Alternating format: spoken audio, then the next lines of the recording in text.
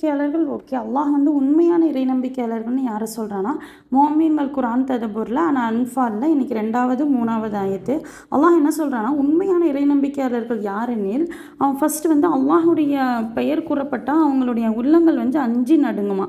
வசனங்கள் ஓதி காண்பிக்கப்பட்டால் அவர்களுடைய நம்பிக்கை வந்து அதிகமாகிவிடுமா. 3வது இறைவனையே முழுவதுமாக சார்ந்திருப்பாங்களாம். அடுத்த ஆயத்தில் 4வதாக தொழுகையை நிலைநாட்டுவார்களாம். 5வது அல்லாஹ் வழங்கியதிலிருந்து செலவு செய்வார்களாம். இதுக்கு அப்படியே ஆப்போசிட்டான கேரக்டர் தான் முனாஃபிக்கினுடைய கேரக்டர். அதாவது அல்லாஹினுடைய பெயர் கூறப்பட்டால் அவங்களுடைய இதயங்கள் வந்து அஞ்சி நடுங்காது, அவர்கள் வசனங்களை வந்து நம்ப மாட்டாங்க. அவங்க எந்த அமல் செஞ்சாலும் வெளியே அல்லாஹ்க்காக செய்கிறதா காட்டிக்குவாங்க. ஆனால் உண்மையிலேயே அவங்களுடைய ஒரு விஷயம் செய்யும்போது அவங்களுடைய மனதில் அல்லாஹுடைய நினைவு இருக்காது. அதனால தான் அல்லாஹ் வந்து இந்த இடத்துல ஹாமினூன ஹக்கன் அப்படின்னு சொல்கிறான்.